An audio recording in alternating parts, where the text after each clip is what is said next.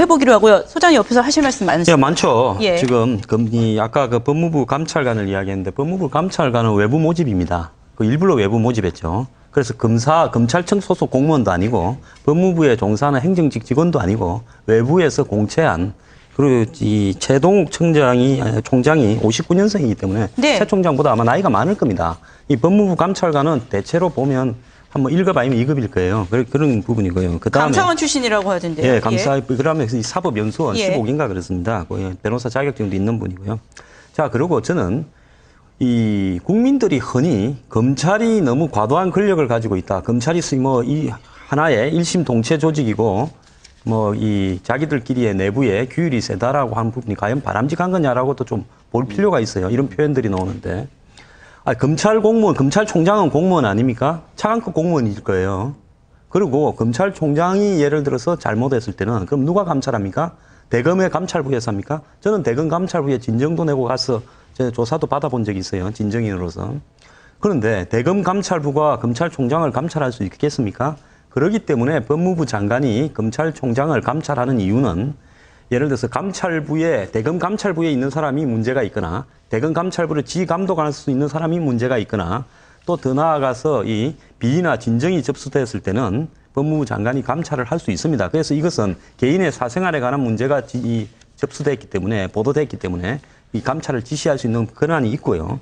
그다음에 이 문제에 대해서 이 국정원이나 청와대가 어떻게 압력을 넣었다라는 부분은 이제 구체적으로 어떤 사람이 폭로하고 이야기했을 때 저는 이 토론이 대상이 되는 게 바람직하다고 보고요. 지금 이런 이야기들이 나오는 데서 전부 익명으로 하고 있어요. 그리고 검사들의 불만도 그렇습니다. 조직에 불만이 있으면 자기들 실명을 드러내고 이거는 검찰권을 흔드는 거다라고 당당히 이야기해야 될 필요가 있고요.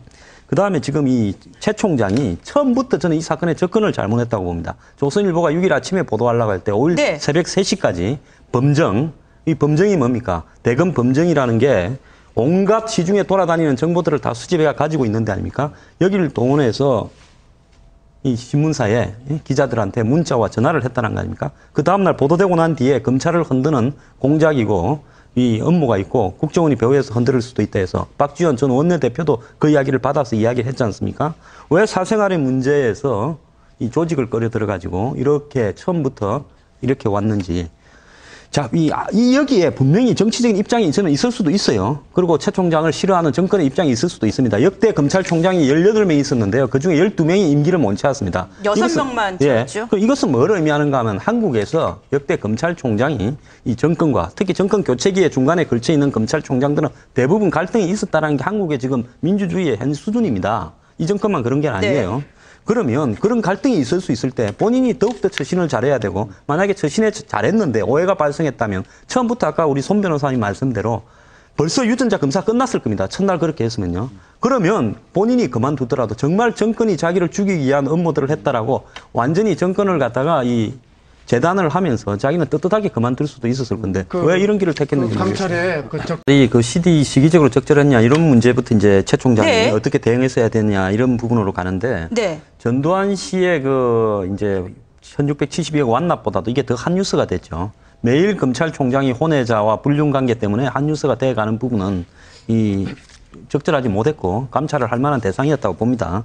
문제는 임여인이 논리적 합리성이 중요한데요. 임여인이 최 총장에게 미안하다고 그러고 아니다라고 편지까지 썼을 정도면 최 총장이 설득을 해서 데려올 수도 있고요. 아니면 임여인이 완전히 거짓을 갖다가 자기 말대로 했다 그러면 강압적으로 한다 그러면 최 총장이 고소를 하게 되면 임여인은 처벌받습니다.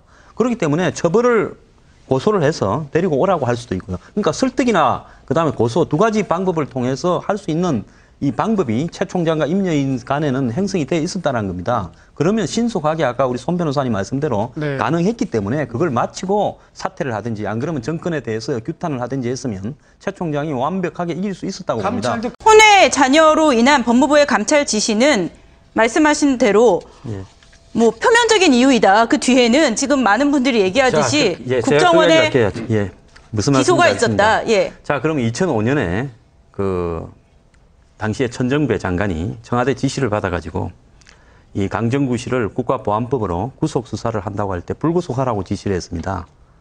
그거는 검찰권에 대한 당시에 검찰로 봐서는 초유의 사건이었죠. 네. 자, 그러면 그걸 갖다가 해석을 할 때, 그게 뭐 여러 가지 입장이 있을 수 있죠. 거기에 정치적인 배경도 있을 수 있고, 그 부분을 국가보안법을 갖다가 청와대가 반대하기 때문에 그렇게 했다라고 해석을 그러면 그렇게 하는 부분이 합당하냐.